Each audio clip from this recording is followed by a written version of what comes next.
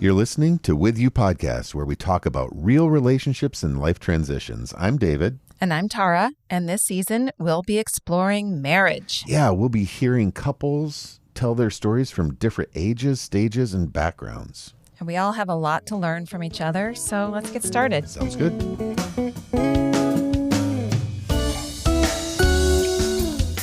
Here we are at the end of our marriage series. Oh, yeah.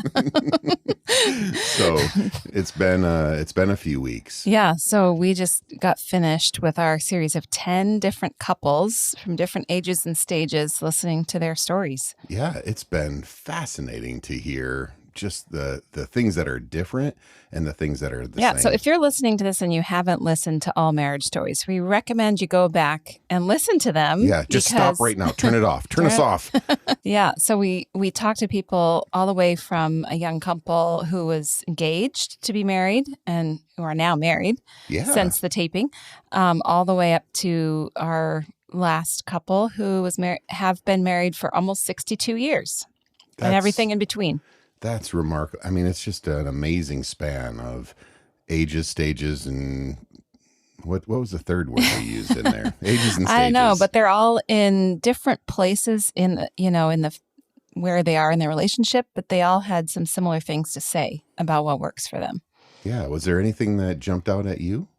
Well, that's where we're going with this. What? Yeah. Oh, so lots of things jumped out at me. It's been so fun. It was fun to talk with those people. And then it was even more fun to go back and listen afterwards and just kind of soak it in what they were saying and hear the stories that they shared.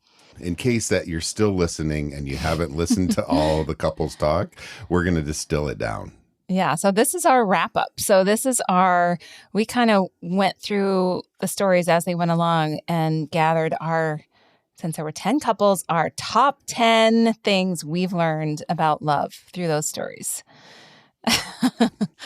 And there could have been so many more, but the process Tara and I did was we wrote down the 10 things that we each separately thought that was new or exciting or just kind of motivated us, or we learned we hadn't thought about that way. We wrote them down and then we compared them. Yeah, and really merged them. They really were pretty much the same. We just put our wording together, and we're going to share them with you guys. And we'll see what you think. Yeah, and we thought we'd do this kind of like the Letterman Top 10. We go backwards, countdown from 10 to number 1. So we'll start with number 10 and work our way to the number 1. And a lot of these became the top ones because they were repeated in several of the stories. And were the top tips that people wanted to share. All right. So I'll get to read the numbers. Number 10. All right. Number 10 is nurture your friendship. Nurture your friendship. What does that mean? Well, a lot of people mentioned when we asked about how their relationship started, it started as a friendship. And that was true for us, too. Yeah. Say we started in the friend zone. We did. Well, at least half of us started in the friend zone. Well, that's where we were. I think we worked defined in the friend zone, but yeah, I might have felt a little bit more than friends. Yeah, but we did a lot of things together. You learned about, and that was early in marriage too. You learned about baseball. You learned about I did, yeah. Things that were important to me. That's true. I mean, it started out dating. You went to a baseball game. You had no idea what baseball was. I didn't grow up with baseball. I grew up in Australia and Africa and places where we didn't play baseball. So you had to teach me from scratch. You made me keep box score. and that was a test. Oh, man. If we survive that, we can survive anything. I would make you, I would quiz you too. Like, what's a double play? You still quiz me sometimes. Do you want to try it? No, that might test our friendship too far. All right. So we're supposed to work on nurturing our friendship. And part of that is you can see still the playfulness, the laughing, the having fun. For me, kind of every day, and it's just helpful because it's part of my personality, but every day I try to look for fun and I try to find ways to make you laugh. And we were doing that just now downstairs watching a TV show of I would make you laugh and then say, well, if you wouldn't laugh, I wouldn't keep doing this. I will do anything to hear your just that giggle right there. I will do anything to hear that. Yeah, and you do all kinds of crazy things. Yeah, but I think the point of that nurturing your friendship was not that a romantic relationship has to start as friends, although a lot of them did because they just genuinely liked each other when they began. But try to be friends, try to nurture that side of things where you just like to hang out together. Yeah. And that's what's made even the tougher times in our relationship better. Even when we weren't feeling the really starry-eyed kind of romance, we still loved hanging out together. Yeah, when we still do. We like going to events and doing things. And, and sometimes you have to make those things, you have to find those shared interests, and I think that's one of our points later. So I won't go too far into that, but that's why I did the work to understand baseball, because it was so important to you, and that's, you kind of really wanted someone to sit with you in the stadium, and it was no fun for me if I didn't understand the rules. Yeah, and for me, of getting comfortable with adrenaline. And all that goes into it. You have to watch me skydive. Yeah, if you think about baseball's pastoral. We sit in the stands for 3-4 hours looking at grass, and you like jumping out of airplanes, and so we find ways to do that together. Not jump out of airplanes. I'll watch her as a good friend. Yeah, I think we agreed that's the best way for it to be. All right. Number 9. Number 9 is choose love every day. And I think we distilled it into those words basically from a lot of people saying love basically is a choice. Choosing to love someone is what's going to keep you in it for the long haul, not just following your emotions and your feelings. So one of the couples we talked to said, prepare for a marathon, not a sprint. I think that was Rodica. Yeah. Someone else talked about the fact that being needed is really not what you want in a relationship. Being needed too much makes it kind of a scary thing, and not, a lovely thing of I can live without you, but I want to live with you. Yeah. I think that was a motto. He was just saying that he was, being wanted is lovely. Being needed, you should run screaming from the room. But it's that difference of interdependence versus dependence, that we can be in this together. And it kind of goes back to the friendship. We want to spend time. Like, if I'm going to have free time, I want to spend it with you, versus I need you. Right. So saying choose to love every day means we make that initial choice to choose that person as our partner. And that's for the long haul. It's a pretty big choice to tie your life to someone else. But then there's a lot of little choices along the way. Like, I choose to love you today, too. I'll choose to love you tomorrow. And so it's a big choice and a lot of little choices to love somebody. And for me, my choices really come from my attitude. And I think Dr. Chapman talked about of love as an attitude. It's that attitude of service. It's the attitude of I'm choosing to enter in, not for what I can get out of it, but to serve. Mm-hmm. And so having that attitude of love or attitude of choice, is central to a good marriage. Yeah. All right. Number 8. I feel there should be some funky music in between there, like number 8. Yeah, we don't have a drum roll or anything. No. So number 8 is embrace imperfections. And this one's a hard one, I think. Yeah, because I'm perfect in every way. We want to marry the perfect person, and we want to be the perfect person. Yeah. So and along with that comes being vulnerable, admitting when you're wrong. I think that goes a long way to making a relationship work. Being able to apologize when you know you were wrong. I think that's a hallmark of a relationship that a lot of people talked about. It took some time to get there. That was part of what was hard in the early parts of their marriage, that, they realized their perfect partner had some weaknesses that they didn't realize before. Well, and you expect people to change over time. And I think unconsciously we think, oh, our marriage is going to be static. Like that loving, emotional feeling, it just stay the same and it's going to change. For me, the imperfection piece, it's hard to find in you. I mean, there's that. But I Stop. think the forgiveness, the kind of saying you're sorry, it looks different for each couple, and even our process is different. I'm kind of a quicker pivot on things at times, and some other times I hold on to it longer. And you're Yeah. you're Well, a deliberate thinker and needing to that's process the true. emotion. I do need time to think about things and even realize how I feel before I can admit how I feel to someone else. But the story that comes to my mind for this one, For us? for us, Uh-oh. I was reminded of when you were in your master's program and you were learning how to do psych testing. Oh no. And I'm when not sure we should talk when about you're, this. I'm not sure it's completely ethical.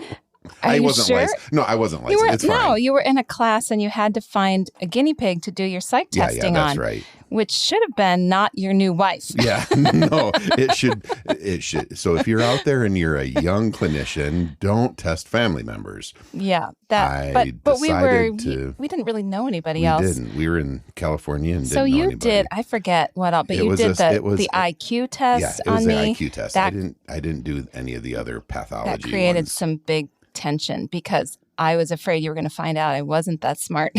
And And I was getting frustrated because I couldn't believe how smart you were. And so we did this test, and you're supposed to read the manual and be very nonplussed. well, you were following the directions to a T. Yeah. Like not having any facial affect as you asked the question, not giving me any feedback at all. It was remarkable how quickly and how angry you got. It made me crazy. That's when you found out you were married to someone crazy. Yeah, I was like, oh, what is happening? And then you quit.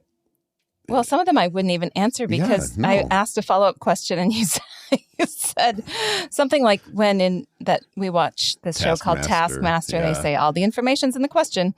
It was kind of like that. And I think I was just feeling vulnerable, Yeah. really vulnerable that you might find out where my weaknesses were. And it was, we came out of it okay. Yeah, we did. But I had to admit that was a bad idea on my part to kind of do my homework through you. Yeah. But I think we've gotten a lot better in general at not just, as Dr. Chapman said in one of his points about marriages in the second half, whenever that started, the people who are thriving in their marriages are people who not only accept the imperfections in the other, but embrace them and even laugh about them. Yeah. And I think we've kind of gotten there. Like, we're not trying to be anything we're not. No. And it's And we usually can call each other before the other actually does their imperfection. It's like, oh, here it comes. here it comes.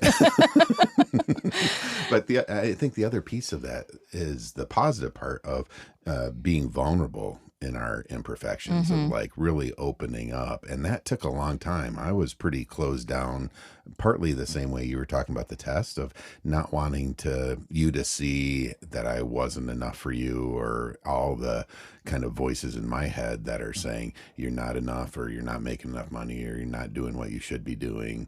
And not being open about that. You kind of know me, so you know something's going on, and we miss each other in those moments. Yeah. So work on being vulnerable and apologize. and really kind of explore your own imperfections and embrace them. Don't, stay away from shame. I think this is the place where shame kind of gets into relationships. Well, and this bleeds into trust too, right? Because Yeah. it's a lot easier to be vulnerable with somebody that you fully trust to support you and to help you be the best person you can be. So that was a big one. That was a really big one. And we're thankful for that reminder. Most days I'm thankful for that reminder. Yeah, still working on it.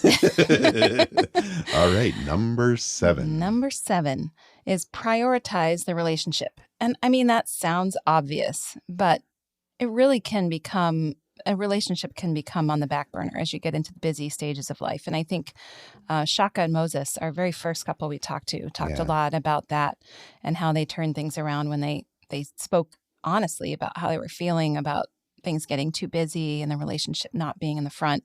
And I remembered that, and it's something to remember always, because we can always get busy. and forget to take time for each other and make each other important. Because we can kind of think, oh, we know that we'll be fine, or that our relationship's fine, or there's other things that need to come first. But Yeah. I think of Ricky and Emily too, with the two or three young boys. Two young boys so far. And then their date time was actually talking with us. It was the first time they had kind of had quiet time without their young kids. And it goes to prioritizing of how do you do that, and don't just wait for us to call you for a podcast. You need to get out there. But I think that was something for us too, of making time when it was with young kids. It was not even time together, but prioritizing. Like I'd get home from work and you'd be home with 4 kids under 6, and it would toss you the car keys so you could go somewhere. Or, Ricky and Emily did say not just sitting down with us was their date, but they also have a kind of a pattern of celebrating the small moments and having little picnics and celebrating, the small milestones and the big things. And we really find that to be important too. And I will say, when our kids were younger, we were not really good about finding time away from our kids. No. We really liked being with our kids, and we also didn't really have that many people who we thought would want to be with 4 small kids. And we didn't really have money to pay babysitters. No, or we'd have someone babysit one of my colleagues, and we'd go to a movie and we'd fall asleep in the movie theater. But it's not even what you do, but it's making it a habit. I think prioritizing the relationship is making a habit of having time together, whether it's the small moments, right? Gottman talks about that, of it doesn't have to be these huge things. It can be these little micro moments that you're turning towards each other, doing something kind for each other. Yeah. When our kids got to teenagers, calling each other, we went for walks. Yeah. Because walks were a huge part of only place the house didn't have ears was when we walked around.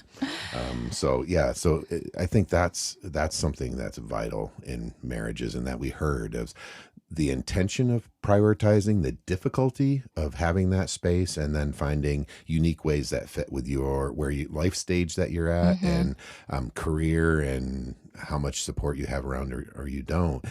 Sometimes you have to be creative about it. Right. And build rituals around it. I know some people that have, one night a week is always date night, whether or not they get a babysitter. Sometimes the kids are in bed and they just have a wine and cheese night, or, whatever. You can find ways to fit it into your life, but it shows your partner that you're thinking about them and that it's important. Yeah. Good. Yeah. Anything else about prioritizing a relationship? I think that it's kind of woven through all of them. All right. Then we're on number 6. Number 6, communicate with honesty and kindness. Another one that, you ask anybody how to have a good relationship and people say communication, but that's a really vague thing. So, a little kindness goes a long way. We can get very comfortable with our spouse, and kind of when we're tired and we're hungry and our resources are few, we can sometimes, not treat each other the way we treat, people we see out and about. Yeah, normal human beings. Regular people. Yeah, and one of the things I talk about in class sometimes with the students is kindness is different than niceness. Right. And I think we sometimes think it's about being nice, and we can take that too far, of not communicating our needs because we're trying to be nice to the other, or we're not bringing up difficult things because we're trying to be nice. And it's really not kind. It's not nice. It's avoidance. And kindness is really bringing things up, knowing the timing of it, but being open with your needs. I know our dance, what's going on? And you're like, oh, everything's fine. And I tend to be one mode. I don't want to rock the boat, so I'll just brush it under the rug and deal with it myself. Yeah. And it's not kind to you. It's not kind to me. And so then working on voicing, hey, I need this, and not knowing if it's going to be met or not. And that's the hard part of the honesty, and hopefully the other partner will be there. A fun little activity you can do if you need to just practice this every morning or practice this once a week is the question of attunement. I can't help it. I'm going to be a therapist here a little bit. And the question of attunement is, what would make you feel more loved, valued, or appreciated today? And what the goal of that is for us to connect and to be on the same page and kind of attune, right? In line. It doesn't mean that I'm going to be able to do any of those things, but it's knowing where you are. And it's a structured little way, a ritual, like you talked before about getting there. Yeah. Yeah. And we add kindness to the honesty part because you can go too far with one or the other, I think. Don't you think? Oh, like, yeah. when people will say, say something really cutting, I'm just being honest. Well, that's not the kind of honesty we're talking about, No. right? It's honesty with kindness. So it's approaching with, wanting the other to hear you and to, say what you need, but also in a way that's gentle and it's not accusatory. I think anytime you put the word brutal in front of something, it's probably not brutal honesty. I'm going to give you my brutal honesty. Yeah. It's just like, ooh, I don't think that's kind. Yeah. I think that's really important. And thinking of not just my needs and your needs, but us as a we. Right, of like a team, and so then how are we being kind? How are we being honest as a team? Which makes it different than if it's just me versus you, or me trying to tell you and get something from you. But it's how are we doing this together? Yeah. And if we're in the honesty together, we're in the kindness together, it makes it a little easier. But this takes repetition. We're three decades in, and our families that we grow up in are the defaults to this, and so some of us, some families are all out there, and some families don't talk about things much. Yeah, and it's going to be a goodness of fit between your two families. So it could be both of you come from the same place. That's going to be a little bit easier because you know the dance. If you come from opposite places, who told us about their Myers-Briggs being completely opposite? It's Liviu and Veronica. Oh, that's right. That they're completely opposite. That takes some time to figure out how to blend those styles. It's hard because what you say and what you hear is going to be completely different than the other, and it takes a lot of work. So also be kind to yourself of realizing, we have to figure out our fit and what tools we bring into this that may not be the same. That's a good point. Being kind to yourself as well. Yeah. Yeah. All right. We're halfway. Is this where we take a break for a commercial? Let me read a commercial. Van Dyke Soap. Do you want to keep your marriage feeling fresh, clean, and revitalized? Van Dyke Soap is here to make that happen. With just 20 seconds of lathering, Van Dyke Soap will have you experiencing the luxury of natural ingredients like lavender, eucalyptus, and shea butter. Your skin will feel soft, hydrated, and revitalized. Van Dyke Soap is the perfect addition to your marriage's daily routine. Check for availability wherever soap is sold. No, I don't know. We don't have any commercial. So let's go on to number 5. All right. Number 5 is hold expectations loosely. I was expecting that David would not jump in with a soap commercial, but I had to let that one go. You should have seen the big smile that she gave me on that one. So. Yeah. That was not a smile. I misunderstood the communication. Yeah. So hold expectations loosely. Yeah. And Joy and Amato talked a lot about that. And I think that resonates for a lot of people because initially when we started asking the question, we asked people what was their dream, of what marriage would look like when they got started. And some people didn't know how to answer that because they didn't really have one. But a lot of people paint this picture, of what they believe their marriage is going to look like and their family and how many kids and their white picket fence. And then there's a lot of disappointment when those things unravel sometimes or life looks different. Yeah. Well, it's that happily ever after kind of idea. That we're the whole sold. mess goes on to get together, and it's like, oh, they're together, and then it's happily ever after. I think there was Enchanted, and now recently there was the new Disney movie Disenchanted. Oh, dear. And it's the time after the happily ever after. And I think that's what we're talking about, that people change, our expectations change, we grow, and not always at the same time in the same direction. Right. And how do we navigate that? So you won't necessarily change your spouse, but your spouse will change. we all change over time, and life changes what we had, changes our plans, our dreams. And so being flexible with those things and like you said before, knowing that we're doing this together as a team, and not thinking that because you married your spouse, that changed your dreams, or that, having kids took things away from you, or, kind of believing that the journey is unfolding in the way it's meant to, and doing it together. Yeah, there can be this sense of loss. And how do we navigate that? I think we had a ritual that we built in. I forget where we got it from, but it was our anniversary activity, which really, when I think about it, we didn't talk about this, but when I think about it, it's kind of a recalibrating of expectations of where we looked at where we are. Yeah. So every anniversary, we'd go out to dinner and sit down and talk about, I don't know, we kind of recap what happened in the last year. Like, sometimes we chose not to recap because it was like, holy, put that behind us. Yeah, no, we're done. But we'd always talk about kind of how are we doing? Where do we want to be a year from now, 5 years from now, 10 years from now? Mm-hmm. It really helped us to see if we were kind of thinking the same thing as far as our direction, see if we needed to kind of recalibrate anything. And we talked about the dreams that change, and that there is loss. There is loss, and there is real loss. And it's okay to grieve some of those losses, because some of them are real dreams that people have held on to for a lifetime. Yeah. But it's sharing that loss together, and helping figure out what do we do next. And how can I support you in the next thing? Yep. It was a ritual that kind of brought it to the forefront that we knew we were going to talk about this. And it wasn't back to the idea of communicating honestly. We did it about each of our own individual kind of dreams or goals of like, here's what this last year has been like.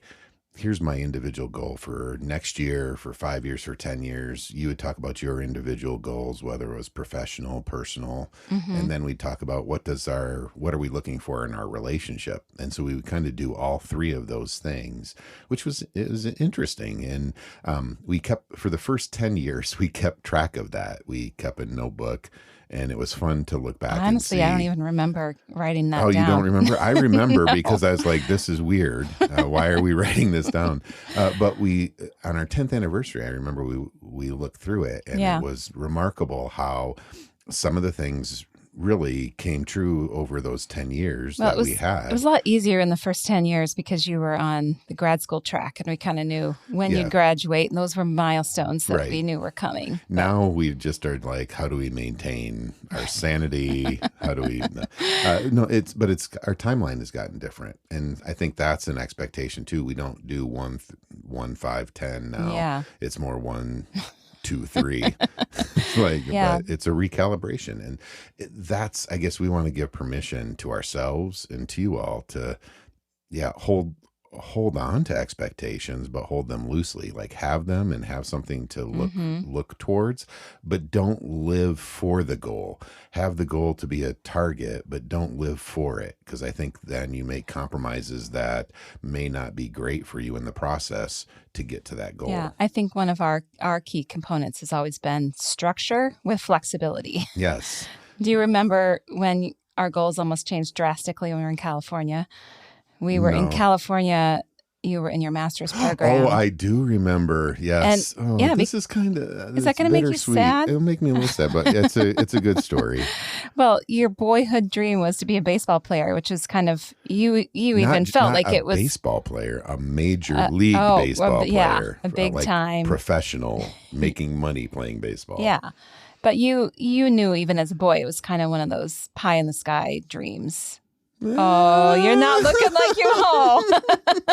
I didn't know.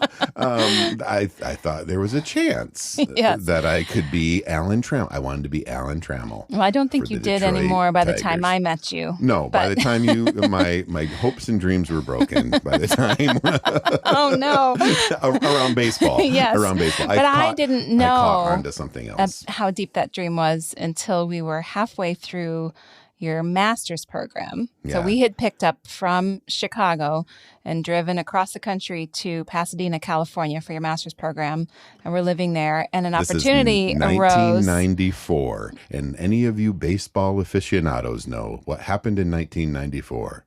Tara? The strike. The Major League Baseball strike. And for some reason, they decided they're going to hire scabs to fill the major league teams. And so I thought... We got word of a tryout right near us for scab players. For the Toronto Blue Jays. And I'm at work, and I get a phone call from you that and you were almost like shaking. You were like, I think it was like, can I talk to you for a minute? I have a crazy idea. Yeah. And what did I say? You said, sounds good. I support you 100%. You can always go back and finish your master. And I was like, what?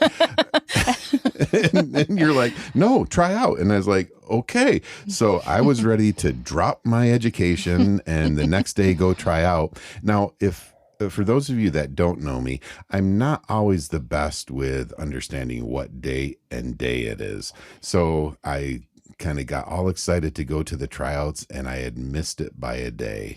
And so I missed my chance to be a Toronto Blue Jay. Yeah, but we were ready to pivot, and that wasn't something I saw coming at all. No, and you shocked me. And actually, that was a pretty transformative space for our relationship, because I realized how much you cared about me, that you supported my crazy dream.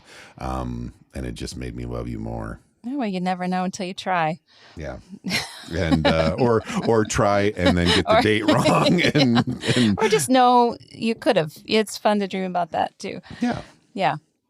Okay. So anyway, that's expectations. Now, through my tears, I can't see what the next number is. It number 4? We're on to number 4. We're on number 4.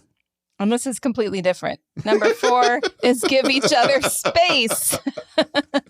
Give each other space. You know what? A surprising large percentage of the couples we talked to mentioned this. Yeah. That, it's really healthy to give each other space to do your own thing, that it can be really unhealthy to be, thinking you have to do everything together or, to have a say in your partner's activities. It can be great to, I think Valerie said, live your own best life and then enjoy coming back together. But I think it's those two parts, right? It's being together all the time's a problem, and being separate all the time, or only having separate interests all the time are a problem. And so it's this kind of balance of having your own space, and it's going to look different at different times. Yeah. Well, and the key is you're still individual people with your own goals and dreams and interests that you had before the relationship started. So continuing those things and those pursuits is healthy and keeps your soul alive and continues you moving forward in your own growth. And then it makes for a healthier relationship when you bring that back. And that's also just more to talk about, Yeah. If I do something separate from you and you have your own day, we come back, we have a lot of stories to tell each other. I know. Well, when we lived in Hungary, we were together most all the time, and it changed the conversation. It got a little bit harder. You got really restless. Yeah, to try to figure out, okay, what are we talking about? Well, I can't ask you what you did today because we were together the whole day. Yeah. And so finding that space, and we use, for us, when we talk about this, we use our kayaking metaphor. Yes. And some people are We've really learned this horrified by it. experience. Yeah. But most people expect that we like each other most of the time and would expect us to enjoy being in a double kayak together. Isn't that so cute when you see people on a tandem bike or in a tandem kayak and we're like, no. It looks horrible. I think we tried it once we when did. we were up to the North Woods. Honey Rock, and I think we were in a canoe. That was harder, but we did not work well together. We were not compatible paddlers, let's just say. Our processes were different. Yeah, surprise. Yeah, and so that led to, why are you doing that? Well, I'm doing this because I'm trying to go that way. That's not the way we need to go. Paddle on the other side. Oh, you're not paddling at all. I can get frustrated just talking about this. Yeah, so we From learned that point, we like to be in our own kayaks on the same river. But then we come together and we hold each other's kayak, and we'll have a picnic or we'll just coast together. But it's kind of that coming apart and then coming back together, and that kind of wave motion of together apart, and that works for us. It's going to look different for each of you, but is there space to have being apart? I also worry about relationships where I'm gonna be the sole thing in your life. So if it's like for you and me, I remove you from all your friends, I remove you from your family, that's a sign of abusive relationship. It's not good. The isolation. And so I think having the balance and being able to negotiate that together is really important of having your space. And just for you, you need quiet space to process. I need to verbal process. We're not going to process together very well. And so having others to then, when we come together, we can share what we've thought about has been really a success for us. Yeah. And I think this also assumes trust, right? Yeah. Because when you're giving somebody space, you're not worried about where they are, what they're doing, or, not trusting them and their Yeah. actions. It's at a place of trusting the other to be, Yep. trustworthy. And it builds up over time. There's Yeah. repetition of providing trust and experiencing the trustworthiness of the other that kind of feeds into that trust bank. And the Hmm. more you do it and the more that it's built up in terms of secure response, it's easier to do. Hmm. When trust is broken, it takes a lot more work then to do that. And you kind of have to go, oh, we've had a big withdrawal from our bank and we're Hmm. going to have to store up again. And you can get frustrated about that and you get angry about that, but there's not any other mechanism to that Yeah. trust building. And I see this as part of that need want sort of tension too of, if you spend all your time together, it's like you need each other too much. If you spend some time away, then you want to be back together. Yeah. It's good to miss each other sometimes. Yeah. Yeah. I think that's beautiful. Let's move on All to right. number 3. Number 3. Number 3. So this is kind of in tandem with giving each other space. Number 3 is support each other's growth. Yeah. So give each other space, but also support each other You to do grow. that through baked goods. You're supporting Oh. and facilitating my growth. It looks like I'm allergic to food. I keep All right. swelling up. Oh, not Yeah. that kind of growth. Yeah, I'm thinking about more of encouraging someone to be who they really, and somebody put this beautifully, one of the people we talked to, encouraging your spouse to be who they want to be before God. I think that might have been the view.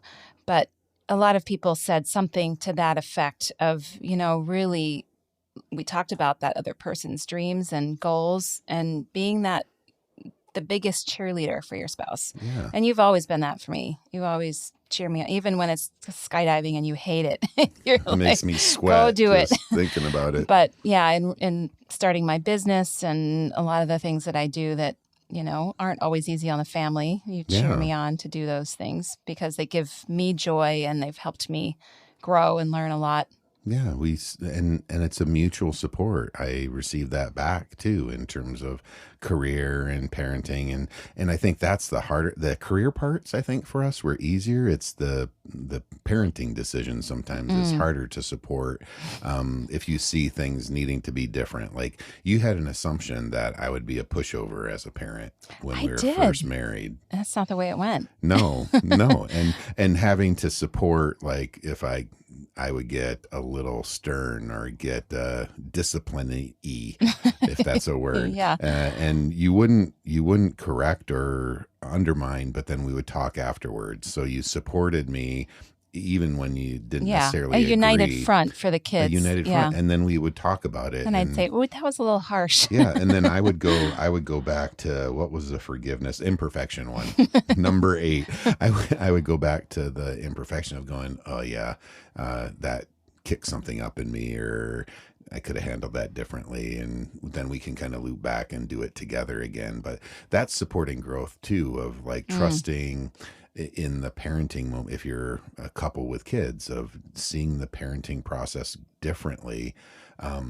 Having a united front, processing it, being open and vulnerable and curious and forgiving, and then going back at it. I saw that as super supportive from you, being a dad.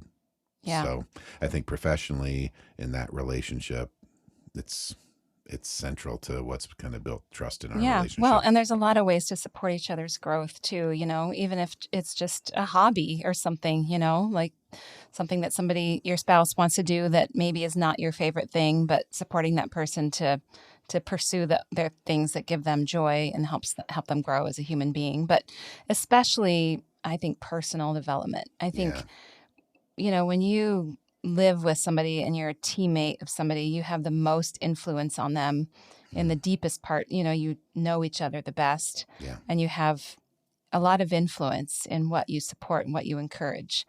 So, I think we've kind of tried to do that for each other when we've been each one of us has been at different places in our spiritual life or, our own personal growth as just a human being, just encouraging each other to do what we need to do to develop that, whether it's, go take a walk in the woods or, yes, Yeah. go to that Bible study. You haven't gone for the last 3 weeks. Why don't you set your alarm a little earlier and But go? it's at 6 in the morning. Yeah. Yeah. Yeah. But those are ways we can really support each other for things that could kind of go by the wayside. Yeah. I think within support comes accountability, like you're saying, of like, yeah, I want to support this. And if this is important to you, then I'm going to hold you accountable to it. Yeah. And so, all right. Number 2. Number 2. Okay. Serve your spouse. I know a lot. This one is, honestly, this one is hard for a lot of people to talk about because it's kind of countercultural as far as the way we talk about relationships. Because we're taught to get what we need to make sure we're okay before we give somebody else what they're asking for. And keep score. We keep score sometimes. We keep score. Yeah. I don't need to serve you right now because I haven't been getting that from you. Yep. That's not what the people who've been married the longest were saying about how to love each other well. Yeah. The people who really have had the longest marriage and are in a really, deeper place, I would say, in their relationships as far as experience and all of that, said serve each other first, whether or not you're feeling the same thing back from your spouse. Yeah. And hopefully you'll receive back, but it might not be in that moment. It might be later on down the road. But that's a really hard one. And I think, especially when we're in hard places, this one, and it's partly why it's at number 2 in our list of the other things kind of are the base for that. And it's a little bit, if there's trusting and openness and kind of friendship, then it's easier to do the serving. But if you're coming in hurt, or you've been hurt by each other, the serving's hard. I talk with folks about if they've had difficulty in their marriage, the first way of serving, if they're Christians, is how are you praying for your partner? How are you praying for your spouse as a service of, and what does that look like? And they're like, I am not praying for him or her. That's just not happening. Well, that's a heart issue that we need to kind of get right. And that can be the first place of service. So if you're like, I can't do anything else in terms of serving them, starting with how do you pray for them? Yeah. As an act of service and build from there. Yeah. What are some other ways? I know a couple of the people that we talked to just mentioned, well, I think Dr. Chapman said things turned around for them when he realized that he needed to ask how he could make her life better, how he could make his wife's life better. Yeah. And when he asked that question, what can I do for you today? You kind of mentioned this earlier. How can I make your life better? Most people are happy to answer that question. Yeah. And then when that behavior changes, it starts to influence that person to want to serve you back. Yeah. And that's what Mrs. Chapman said of like, after a while, remarkably, I started asking him the same thing back. Yeah. And it shifts. Takes time sometimes. Yeah.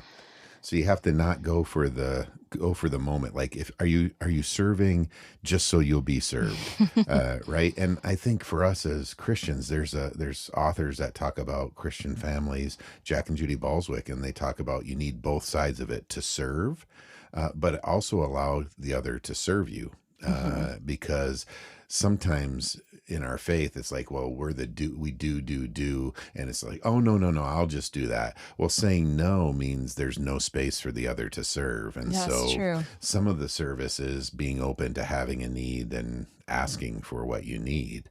But that's vulnerable. But it's kind of that balance, right? To serve and to allow yourself to be served is the dance that works best.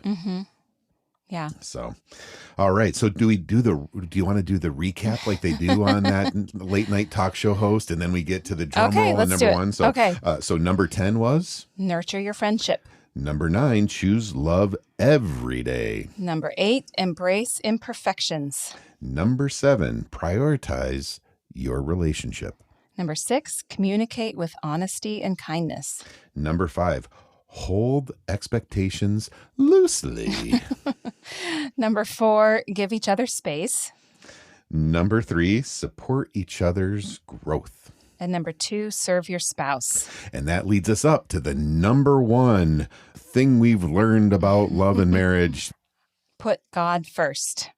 And this is coming, from our Christian couples that we spoke to, but the idea that also came from everybody really, that was in a healthy relationship, was that they're a part of something bigger than themselves. Yeah. And that's kind of the framework we come from as Christians, is that God created marriage. And so we're part of something that he created, and that we're serving God by serving each other. Yep. But a lot of people kind of have a different framework, but the idea is that we're part of this thing that's bigger than just the two of us. Right. And that's what really helps you anchor into something more than just how am I feeling about this person. Yeah, we're committed to, so for me, I'm committed to you and I love you because of my relationship with God, and that frees me up to respond to you differently than, I'm only bound by, if you're nice to me, I'm going to be nice to you, and it's a conditional thing. So this idea of bigger than yourself means it gives you a reason to respond that's different than just the worthiness or the behavior or the way the other's responding in the moment. And that focus on something bigger than just the two of you allows for the trajectory of the relationship to go differently in hard times as well as good times. Yeah, it's a much deeper anchor than just how am I feeling about you today. Yeah. And it goes to, if you remember way, way back to our first things of finding the one of this series, of it's not about that one necessarily, it's about something bigger. And that's what we were getting at, of you're a complete person, I'm a complete person, and we two enter into this, and if we do it for something bigger than us, we're gonna have fun. It's gonna be hard, but it frees us. There's a freedom. Yeah, and that reminds me too of a great illustration that LaView had of the foundation of the rocks, and then we can, so that love and that trust in God is the foundation that we're standing on, but then we can dance freely over the top of that and have fun. Dance. Yeah, I think it's metaphorical. Oh, okay. But the freedom to make that our own thing, and to be playful and to laugh. That you like to do. I do. So we can laugh on the rock. Sure. So those were our top 10 takeaways that we distilled down together from listening to all the amazing stories. And we want to thank all the couples that were willing to be vulnerable and to be honest and trust us to talk about their relationships and share that with you. For us, it was really a precious, precious time. And we're very thankful to all of them. We are. Yeah. And we hope that you had some takeaways from those stories too. And we are going to hopefully do another series soon on some other topics. Yeah, we would like to talk about friendship. Yep. And a couple of other fun things. Adoption. Yeah. Possibly. We have a lot of really cool stories about people who became families through adoption. So we'd love to hear from you. We'd love for you to email us and, nominate yourself to be part of this. Tell your story on the podcast. Share what you've learned. Or if you have ideas of experts or people you'd like us to talk to, then we would love to kind of continue the conversation with you by taking your ideas and running with them for others to listen to. So we look forward to seeing you soon. Thanks for being with us.